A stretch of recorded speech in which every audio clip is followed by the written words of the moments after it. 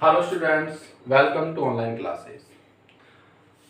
Class 12th की chemistry का electrochemistry हम टॉपिक पढ़ रहे थे और आज जो हम पढ़ेंगे, लास्ट वीडियो में हमने इलेक्ट्रोलाइसिस पढ़ा था, विद्युत अपघटन। आज हम पढ़ेंगे विद्युत अपघटन के नियम अर्थात फैराडे के नियम। फैराडे के नियम, इस फैराडे के नियम में, या इसको हम ये भी कह सकते हैं विद्युत अपघटन के नियम। फैराडे एक साइंटिस्ट है और उन्होंने विद्युत अपघटन के दो नियम दिए हैं। फर्स्ट, जिसको हम बोलते हैं फैराडे का प्रथम नियम। फैराडे का प्रथम नियम। फैराडे का प्रथम नियम क्या है कि विद्युत अपघटन के दौरान, विद्युत अपघटन के दौरान इलेक्ट्रोड पर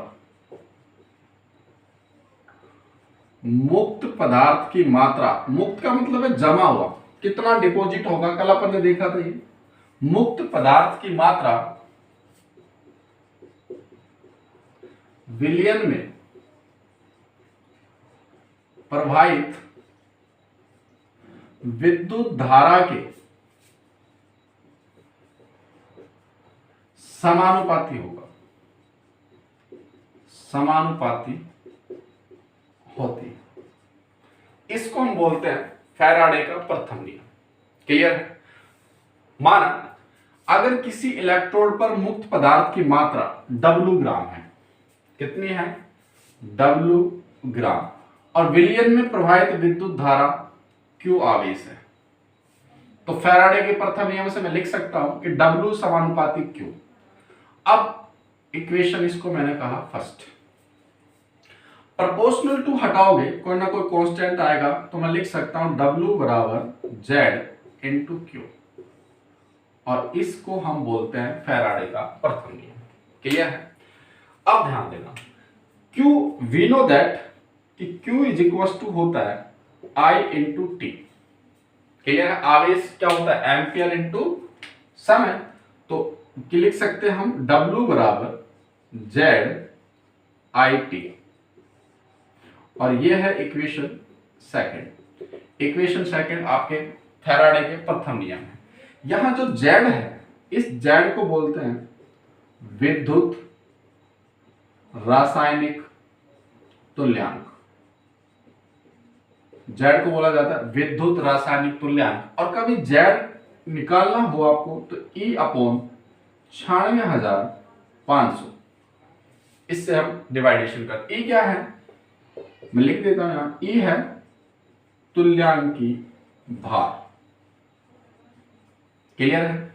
अब ध्यान देना, I है विद्युत धारा, और विद्युत धारा को हमेशा एम्पियर में लोगे आप। T जो है वो समय है, और समय हमेशा आप सेकंड में लोगे। क्लियर है? और इसको हम बोलते हैं फैराडे का प्रथम नियम। तो अगर हम इसको लिखें कि जब W बराबर Z को मैं लिख सकता हूं E upon 96,500 into I into T, या आप एक काम करो, विद्युत रासायनिक तुल्यांक E जो निकालना है तो E अपन निकाल सकते हैं W is equal to M molecular mass upon N into 96,500 into I into T. ये फॉर्मूला है। ये फॉर्मूले अपन को न्यूमेरिकल सोल्व करने में बड़े हेल्प करेंगे।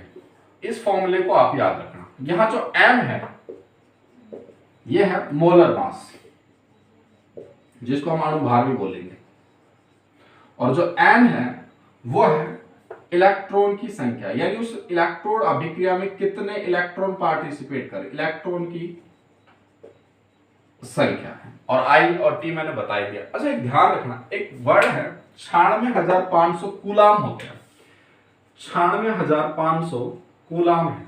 इसको हम बोलते हैं 1 फैराडे। 1 फैराडे,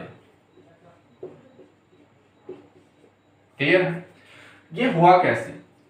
तो देखो, 1 मोल इलेक्ट्रॉन से 1 मोल इलेक्ट्रॉन विलियन में कितनी विद्युत धारा लेके जाएगा, वो उसकी मात्रा है। कितना चार्ज आएगा? 96,500। देखो कैसे, एक इलेक्ट्रॉन पे चार्ज होता है 1.6 इंटू 10⁻19 और 1 मोल में होते हैं 6.023 इंटू 10⁻23 इलेक्ट्रॉन्स। जब इन दोनों का आप मल्टीप्लाई करोगे तो ये 96,484 कूलाम के लगभग आता है। क्लियर? इसको आप सोल्व करके देखना, और इसको हम न्यूमेरिकल में ये वैल्यू सोल्व करते हैं तो इसको लगभग हम ले लेते हैं 96,500 कूलाम, और इसी को बोलते हैं 1 फैराडे विद्युत धारा। क्लियर है?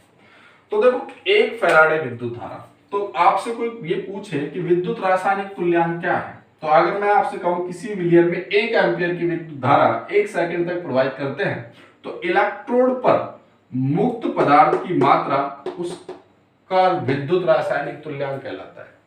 क्योंकि I 1 हो जाएगा, T भी 1 है, तो W बराबर किसके हो जाएगा? Z के।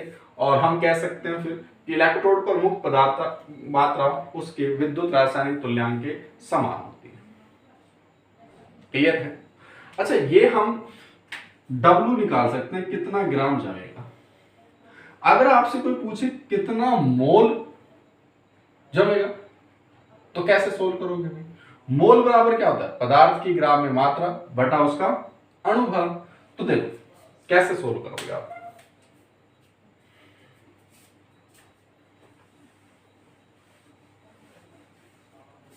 अगर आपको मोल चाहिए तो मोल का फॉर्मूला होता है पदार्थ की ग्राम में मात्रा अपॉन उसका अणुभार। तो अगर आपको मोल चाहिए तो W ये है, इक्वेशन 3 से आप W की वैल्यू चेक करो। इस W में किस W है ये, तो W में M का डिवाइडेशन करना आपको, यानी M upon N into 96,500 into I into T, ये आपके पास है W। इसमें किसका डिवाइडेशन कर दो? M का। तो मोल इज इक्वल टू आपके पास आ जाएगा, M से M कैंसिल हो जाएगा, I into T upon N into 96,500। तो अगर आपसे कोई पूछे कितने मोल जम जाएंगे, तो ये आपके पास आंसर होगा। इस फॉर्मूले को आप अप्लाई करोगे तो ये आपके पास न्यूमेरिकल को सोल्व कर देगा। क्लियर है?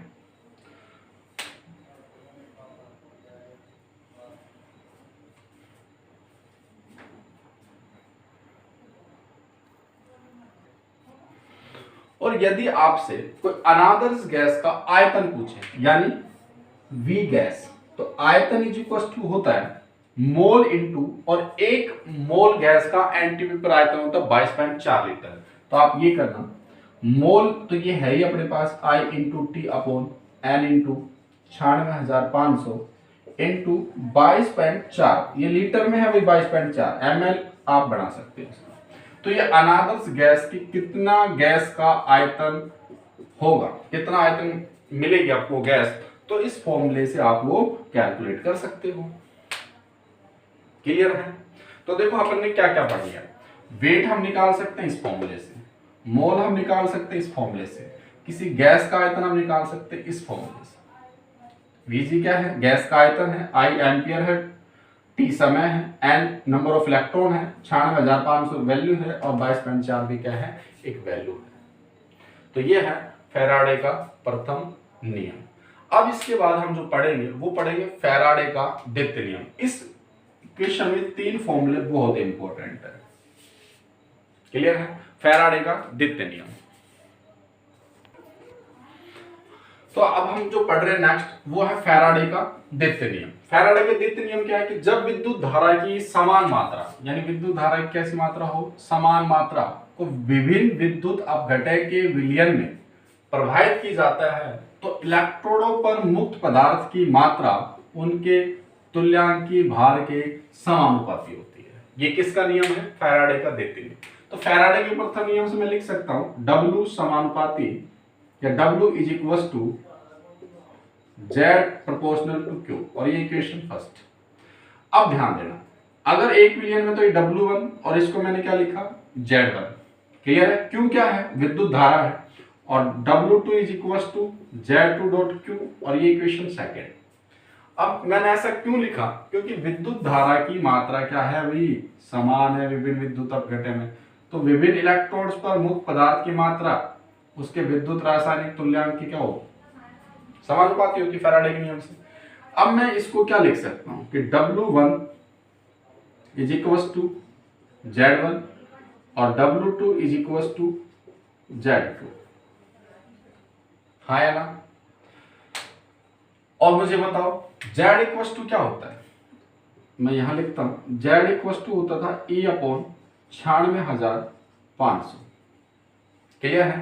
तो मैं यहां से W1 upon W2 is equal to क्या लिख सकता हूं, first E1 upon 96,500 upon E2 upon 96,500, तो 96,500 से 96,500 क्या हो जाएंगे, कैंसिल। तो क्या आ गया, W1 upon W2 is equal to E1 upon E2, ये रिलेशनशिप आ गया, क्योंकि W1 अपॉन W2 बराबर E1 अपॉन E2।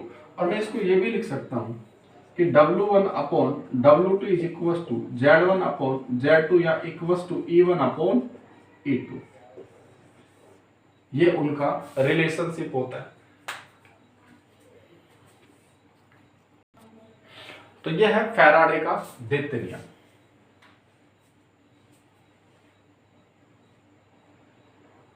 ये क्या है, तुल्यांक की भार है, क्लियर। आई होप आपको ये फैराडे के नियम समझ में आए।